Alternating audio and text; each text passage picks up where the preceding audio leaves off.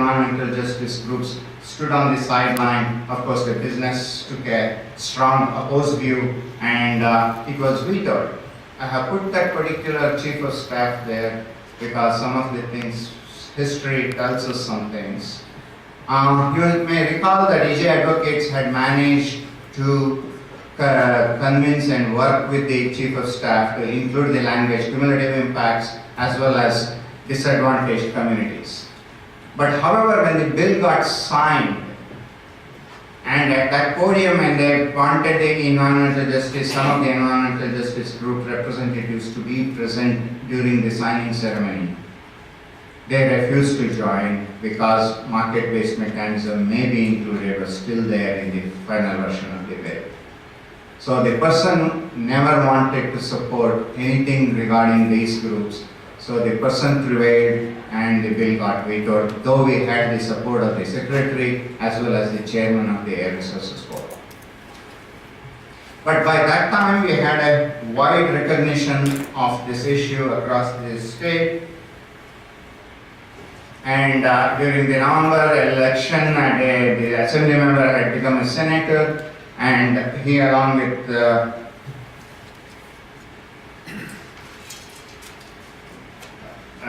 Assembly Member Manuel Perez sponsored the bill again, and CRPE, that was Center on Race, Poverty, Environment, backed off being a sponsor. Instead, CEJA, California's Environmental Justice Alliance, a coalition of 6 environmental justice groups came on board as a sponsor, along with Natural Resources Defense Council and Ella Baker Center. The support, which was only about 17 to 14, grew up to 34 to 11, and also eventually when the bill got passed after 2 years, it had grown up to the more than 60 to 70 groups. The bill, instead of being 1 year, it became a PON. It was a double referred. Some of the people who work with the legislature might know those things. And because of this issue, because of the author took a position of something different on a separate bill, it got caught up between the speaker and the senator's internal differences of opinion. And so it got into the sort of a code file for the then became a 2-year bill. And one more senator joined, Senator Pavley, and 2 more assembly members joined as authors for the 3rd year. And then there was a compromise, and the bill, which had the review process, accountability, and all, got stripped. And basic 2 elements remained. That was formation of the funds to go up the carve out of the funds 25% and 10%, and also a broad definition of disadvantaged communities was included. And the bill gets signed, and that was the time I finished my fellowship and moved on to drawing unemployment. The lessons I learned is this bill was one of the answers in the context of climate justice whenever we think of pricing carbon, be it be a carbon tax, be it be cap and trade, or some other mechanism is used. And it's a mandate and it has a money, and so we hope that it will keep going further because both are involved. It's not a policy because a policy can change with the leadership. We learned that an extensive education and outreach was important, and gathering support at multiple levels was important. And here I want to say that we also did an extensive reach out even to the business and industry groups, which helped. In fact, towards the end, some of them, their tone of oppose had changed, and in fact, some of them actually became neutral. And I just want to say that words and actions have consequence. I told you about the chief of staff, and there were many such side stories which can be talked about some other time. And in order to bring about a step change, like the community benefit, like what happened, we always need to think out of the box, and it was a great gratifying journey for me and really a dream coming true. Thank you very much.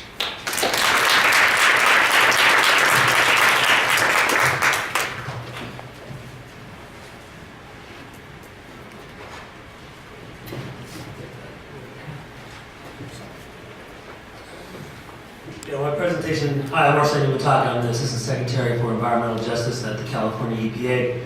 And while my presentation is loading, I'll say I'm here to talk today about CalEnviroScreen, the tool that we created and as Shankar set the foundation for in California to look at cumulative impacts. And again, I got here in 2011 and all this climate work was going on. I wasn't really interested in that. I was interested in figuring out a question that has burdened all of our communities if you're from the EJ community, the question that everybody's been struggling with for decades. And this idea of cumulative impacts and what can we do to better get our arms around it to sort of remove these barriers and place to action. And so when I got here, all that foundation was laid, and we still had a report that was just a methodology in 2010. And I saw this as an opportunity to answer some of the questions that I, growing up in my own community, had. I come from a small farm working community in California's Central Valley.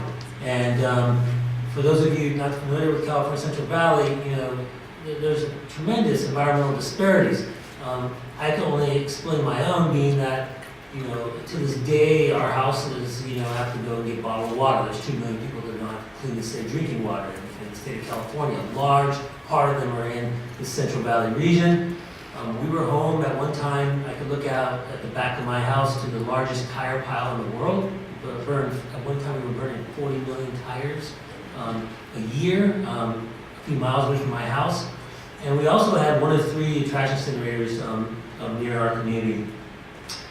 Couple that with tremendous ag industry and pesticide use in the community, as well as some of the worst here in the nation, and you got yourself a cumulative impact sort of story with not a lot of data. I come from a town of 500, not a lot of data to support what you're experiencing.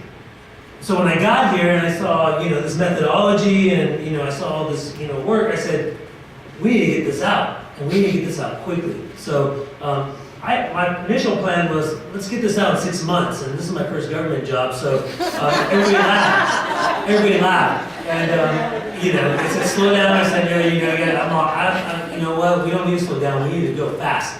And so I'm here to tell you about CalEnviroScreen. It's the tool that was used to identify and prioritize these communities. Everybody with us, right? We have this cap and trade program. Shankar and all these good folks lined up this bill that carved out 1/4 of the money generated from this cap and trade revenue source, and we're reinvesting it in what the legislature's coined disadvantaged communities. That's not our term. It's what they chose to call it. But if they're going to give us all this money, we'll call it, you know, whatever they want. And so this is CalEnviroScreen. It's a broad snapshot, a picture of the 8,000 census tracts throughout California. It provides a relative ranking for these 2 things. Oh, let's skip one. Okay. It presents a relative ranking of one's pollution load, so your overall pollution burden, and a relative ranking of your vulnerability. And we'll get into that, what we're talking about there. But it's at the census tract level. This is CalEnviroScreen 2.0. The first version was 1.0, and it was at zip code level. And communities told us, you gotta get down census tract level, so we did. This was some of the history that Shankar explained for many of you familiar with EJ, and, you know, a lot of the statutes came online in 99 and 2000. But then, you know, it took us a while to get things going and get focused on this idea of cumulative impacts. And it's kind of hard to read this slide, but essentially what this just points out is it took a very long time to get this tool out. Here's the sort of model of CalEnviroScreen. Again, to your left, or to your left, it's your burden of pollution. We sort of unpack that from exposures or potential exposures and environmental effects. Environmental effects is just all the stuff that's left over after the pollution has taken place. So your landfills, your hazardous waste generators in landfills, your impaired water bodies, your cleanup sites, all those things are environmental effects under this model. But then we also look at population characteristics. So we're looking at sensitive populations as well as the socioeconomic factors that we know exist in a lot of our communities. And I want to be clear about something, is that we're not just including these population characteristics because it's some statute that says we have to include socioeconomic factors or because we have to include sensitive populations. The document that we've laid out documents and documents the scientific literature to show that all of those indicators within those population characteristics do affect the way in which a person or a community deals with the pollution burden. And so all these indicators we're saying, affect it. So it's just not because we want to include these things. So to the left we have these exposure indicators. These are our 19 indicators. Being California, we have a lot of different places. So a lot of those exposure indicators are air quality, but then we also include things like drinking water as well as pesticides. The next column is the environmental effects, and those are the sort of degradation of the environment. And a large part we look at proximity to these sort of bad things in communities. Again, we look at sensitive populations, children, elderly, asthma rates, low birth weight, and then we look at educational attainment, linguistic isolation, poverty, and unemployment. And I don't have time, this is a big report, I don't have time to explain how we add this all up, but all these things get added up. So for instance, looking at ozone, we take the census tract with the worst ozone, put it at the top. The census tract with the least ozone, put it at the bottom. And we do that for every indicator, and we put it all together. This just talks about the challenges. I think the EPA is going through this with EJ Screen. How do you come up with criteria or indicators that represent a state or a nation? Obviously, different states have different type of data. In our state, different counties or areas have different type of data, so it's a challenge to find good data that is at a statewide level that's good quality. And this is just how it's built. When we add things up, if you're like in the 75th percentile, which we call in the inverse of that the top 25%, that just means that you're worse off than 75% of the rest of the state. So here's an example of the traffic density indicator. It's a California data set. To nobody's surprise in LA, if you look at the dark areas, that's where the freeways are at. So, this is, and again, I also want to be clear about something else. All this work we're doing just affirms all the work that's been done for the last several decades from a lot of organizations throughout the nation and also the state. This is just backing it up with science and data to make sure, and having the state own it. Having the state own it, that these are the areas that need our help. And so this isn't going to be anything new to those people in LA talking about traffic density on those maps. Here's the cleanup sites. And as you can imagine, if you've ever been to LA, you know that those are communities of color, poor communities of color in LA. And here's an indicator. We look at not only just the number of cleanup sites, we actually try to weigh, the burden of a particular cleanup site, and we've developed some sort of metrics for that. So here are the results. They're kind of hard to see. We have an online tool that has all this data, and it's interactive. You can click on any zip code to get all this, or census tract to get all this information. But again, this little area, this is Central Valley, is highly impacted. You can't see some of our urban areas. You do pick up in the Bay Area, as well as LA and other areas, and the red parts are high. Okay, I'm just going to wrap it up already. This is LA. If you're familiar with the freight movement in Los Angeles, it goes like this, follows the red. So we think it's pretty accurate. We have all this information online. I want to be, and I know Charles just gave you the 1 minute, but this is really important, especially for the group that we're talking about. 2 minutes. You notice I didn't say, all those indicators didn't have race in it. And that's a big hit that we took from the beginning. I want to be clear that we've done tremendous analysis on the results as it relates to race. And so we've issued other documentation showing, and again, what we already know is that the color of your skin is still the best indicator of the pollution burden that you've experienced. And I could go on with these slides. Charles isn't going to let me go through them. But if you look lastly, this is the top 10% percentile of California, the worst areas. The pink's Latinos, the yellow is African Americans, and the green is API, Asian Pacific Islander. If you're African American, don't be deceived by this number. Yeah, a lot of Latinos are affected, but in California, 1 in 4 African Americans live in a top 20% community. 1 in 3 every Latinos live in a top 20% community. And if the Asian Pacific Islander information was disaggregated, 1 in 4 Southeast Asians would be highly impacted. So again, looking at the 9s and the 10s, those were the figures I was giving. So if you look at those two, the top 2 deciles, we still have tremendous disparities, especially for Latinos and African Americans. And that's it. You can go online. This just explains what everybody's already talked about, that we have this 25% carve out. But again, this tool goes beyond this cap and trade mechanism. We're using it for enforcement, prioritizing enforcement. We're looking at other pots of money to get to these communities, whether it's bikeways, pathways, walkways, solar panels, and so we're using this tool for a lot of different things, not just this cap and trade money. So I'm well over, but thank you.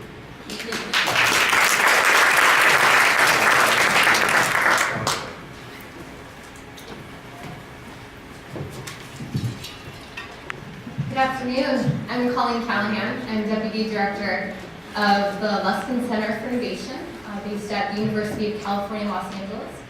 More importantly, you probably all know me as the very last panelist and the very last panel of the 3-day conference. So thank you so much for holding in there and sticking with us.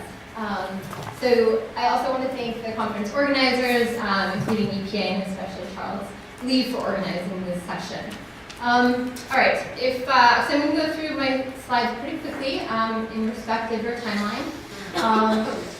Takeaway message, if you get nothing else out, this is a major opportunity to advance climate action, and it also holds some important lessons for other states that might be interested in doing the same. We understand the world is watching what California is doing with its climate policy experiment. It's landmark, unprecedented in many ways. So let me give you a couple, kind of break down the steps a little bit further, building upon what my fellow panelists have said. So how does this money get to EJ communities? Well, it starts with the polluter paying. The polluter buys carbon credits through an auction system. The auction revenues, they go into the Greenhouse Gas Reduction Fund. And from there, the state legislature and the governor appropriates through the annual budget process money to different state agencies. It's a lot of state agencies actually that are involved in this. So it's a fairly complex implementation process because these state agencies are now updating their program guidelines, sometimes even creating new programs in a couple cases. And they're doing so to incorporate the requirements under SB 535 and some other important laws. And then the money goes through those state agencies to our EJ communities through programs that do what Mary Rose talked about. So these EJ priorities, transit and low-income affordable housing, connected with active transportation routes. Energy efficiency in low-income homes to help households pay for it and lower their energy bills. Greening our communities, creating more livable communities. This is pretty, I'll pretty much review. Just want to emphasize though that these 10% and 25% carve-outs, it's a floor, it's not a ceiling, so it's a minimum of 10% and 25%. And there's another complementary law that mandates that not only does the money go to reduce GHG emissions, as we know, but it explicitly says we should, to the extent feasible, maximize environmental, economic, and public health benefits. So I'm going to talk about these co-benefits more. Really quickly, kind of what does this mean in terms of numbers, budget numbers? Significant source of revenue, so $830 million in this fiscal year, and this is an evolving story. This is the first year of implementation. This is the first budget that we have.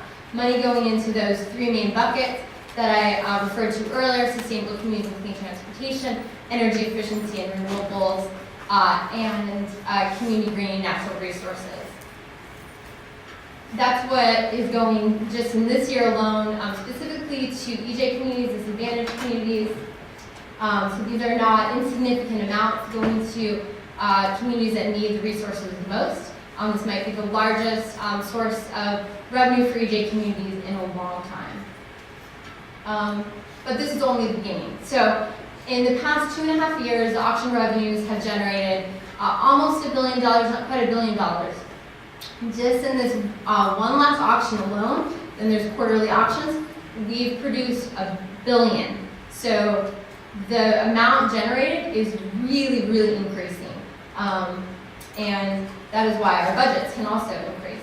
So the governor has proposed $1 billion in this budget, but because there's 3 more auctions, that is very likely to increase.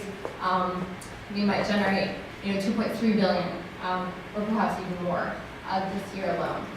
So what should the investments accomplish? Talked about co-benefits, environmental co-benefits. So reducing toxic pollution, criteria of pollutants in EJ communities, reducing water pollution, economic benefits, creating jobs, quality jobs, as well as quantity both should be measured. Supporting local businesses, public health benefits, of course related to those environmental benefits, reducing pollution, improving the safety of our neighborhoods, making it safer to walk and to bike and to take transit. Lots of other categories of these co-benefits. Of course, we don't want to produce unintended negative consequences, and also obviously reducing GHGs. So Charles mentioned a convening that UCLA held last year with stakeholders to support the equitable implementation of SB 535 and the Greenhouse Gas Reduction Fund. Out of that came a report that I meant to show, bring up with me, but I have copies of that report if you are interested in learning a little bit more about the opportunities and getting some recommendations from EJ leaders and other leaders on how we can implement this law in a way that will ensure we really are maximizing the benefits for communities that need it the most. And thinking, it gets a little maybe wonky, but for those who are familiar with evaluation, and maybe even I know some of you were at a conference that UCLA held several years ago to create a framework for evaluating environmental justice policies and programs that EPA and others in this room were involved in. And so you might know then the logic model approach, where we think about starting backwards. What do we want to accomplish? What impact do we want to have? And then thinking about how do we get there? What are the data that we need to collect to make sure that we're having that impact? What are the indicators that are important?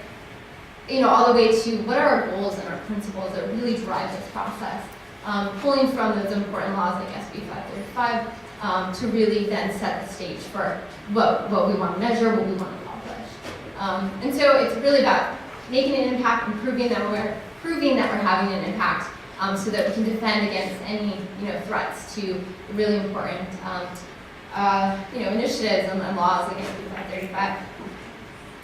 And so I just want to quickly end with 3 examples of the impact of the programs that are going to be receiving money from the GGRF, what that impact is on real families. Here's an example of a solar program, a low-income solar program that is not only saving low-income households a lot of money, but also creating jobs, reducing GHGs, energy efficiency, also for low-income families that are creating significant amounts of good-paying career ladder jobs, and also helping households to save money on their energy bills that they can use for other important things, and making our streets, our communities more livable, and involving the youth in that, and local businesses. And with that, I want to thank you.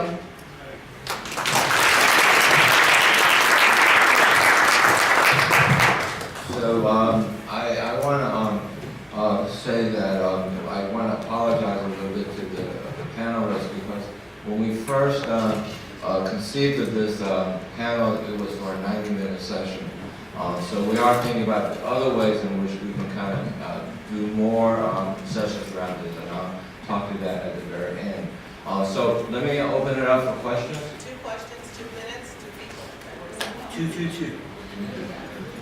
So, one, I just want to congratulate you all on an extraordinary outcome. I remember the heat of litigation around AB 32, and then she came to this result is really remarkable. So I want to lift up APAN and the organizing and all the EJ groups. But my question is for Arsenio. Arsenio, what is it about Cal EPA that makes you all such a committed partner in this work? And can you reach out through ECOS and other entities and do some work with other state agencies like the Maryland Department of the Environment to help them get the level of understanding and depth of commitment that Cal EPA has to EJ work? Can you do something with these other states? Yeah, no, I think that's a good question. I mean, I have been spending some time with ECOS, and I have been spending some time with other states too. I think really it gets down to, I mean, if you're going to have environmental justice positions in these state agencies, you got to pull from these communities where I'm a second generation, you know, I come from an activist family. I think you got to start pulling from those communities. But I think a lot of states are very, very interested. We just rattled off a few. We're talking Washington, Massachusetts, Illinois, and a few other folks on these very similar issues and stuff like that. I think a lot of folks are interested, but have been stuck for a while. So we spend a lot of time with other states in helping them, you know, work through some issues. Of course, we have the ability.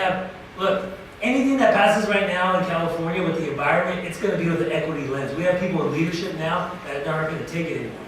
And so we have people that are making the decisions that anything, a typical enviro bill is going to have an equity lens on it, right? It ain't making it through. And so we have leadership in place.